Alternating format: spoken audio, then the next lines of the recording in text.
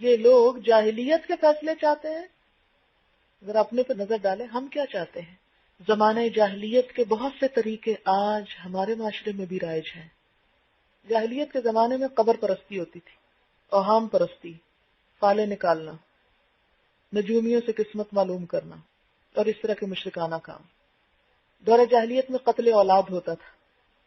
آج ہم بھی یہی کچھ کر رہے ہیں جدید طریقوں سے، نئے طریقوں کے ساتھ. وہاں لڑکیوں کو زندہ گاڑ دیتے تھے، آج لڑکیوں کو پڑھایا نہیں جاتا، لڑکیوں کے ساتھ ظلم و ستم کیا جاتا ہے. دور جاہلیت میں لڑکے کو لڑکی پر فضیلت دی جاتی تھی، ترجیح دی جاتی تھی ہر چیز میں. آج ہم بھی یہی کچھ کرتے ہیں نا. ہمارے گھروں میں کیا ہوتا ہے؟ تعلیم کے معاملے میں، ویسے عام معاملات میں، لین دین کے معاملے میں لڑکوں کو زیادہ اہمیت دیتے ہیں.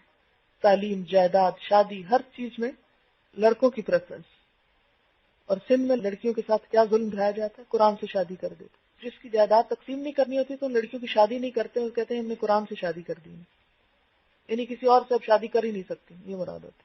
اسی طرح بے پردگی اور فحاشی، ہومو سیکشولیٹی، فری سیکس، یہ دور جاہلیت میں بھی تھا. آپ کو پتا نا کہ وہ ایک عورت کئی شوہر کر سکتی تھی، ایک مرد کئی شادیاں کر سکتا تھا. یہ جاہلیت کا طریقہ. تو آپ دیکھیں کہ قرآن میں کیا ہے؟ لا تبرجن تبرج الجاہلیت الاولی. جب وہ زینت کا اظہار کیا ہے، قرآن اسے کیا کہتا ہے؟ تبرج الجاہلیت الاولی. پہلی جاہلیت والی سج دج مت دکھاؤ. تو بے پردگی اور فحاشی کیا ہے؟ یہ بھی تبرج الجاہلیہ ہے، جاہلیت کے دور کی یاد ہے. اپنے حق سے بڑھ کر مانگنا اور دوسروں کو ان کا حق نہ دینا. لوگ یہ چاہتے ہیں کہ وہ حقوق مل جائیں، ہمیں مل جائیں. ہر شخص حقوق کا مطالبہ کر رہا ہے اور دینے کو کوئی تیار نہیں. اپنے عمل پہ نظر رکھنے کی بجائے حسب نسب، خاندان، جغرافیائی اور ثقافتی نسبتوں پہ فخر کرنا. حالانکہ ہمارے لیے سب سے فخر کی بات کیا ہے کہ ہم مسلمان ہیں. ہم میں کوئی اپنا رشتہ انڈس ویلی سویلائزیشن سے جوڑ رہا ہے، کوئی اپنے آپ کو راجپوت نسل کا کہلا کے فخر محسوس کرتا ہے، اور کوئی اور اسی قسم کی. یہ سب جاہلیت کی باتیں. میں صرف نشان اس لیے لگا رہی ہوں بڑے بڑے کہ ہم ان سے نکل آئیں. پھر اسی طرح اپنی تقریبات، پارٹیز وغیرہ میں جاہلیت کے طریقوں پہ چلنا. شادی بیاہ میں ہماری رسمیں، ہندوؤں کے طریقے، ایسے تہوار منانا جن کی اسلام میں کوئی حیثیت نہیں. مثلا رام چندر کی واپسی کا تہوار، یہ اصل میں بسنت ہی ہے. اس میں ہر سال کئی قیمتی جانیں جاتی. رات ہی میں رسالے میں پڑھ رہی تھی کہ اس سال مختلف ہاسپٹلز کا سروے دیا ہوا تھا کہ ایک رات میں کتنی ایمرجنسی آئی ہیں بسنت کے حوالے سے. کئی لوگ تو مرے اور کئی زخمی اور شدید زخمی جو ہوئے ہاسپٹلز میں جو آئے. پھر اسی طرح بہت سے لوگ عید وغیرہ کو کوئی اہمیت نہیں دیتے. اس کے مقابلے میں اسلام کے باہر کی جو رسمیں ہیں، Christmas, Valentine Day, New Year, Halloween Day, چڑیلوں کا دن، معلوم نہیں اس کا ترجمہ کیا ہونا چاہیے. ہالووین جو ہے چڑیلے بن کے دکھاتے ہیں. اسکول میں آپ نے دیکھا ہوگا بچے کیا بن کے جاتے ہیں. اسی طرح اپریل فول.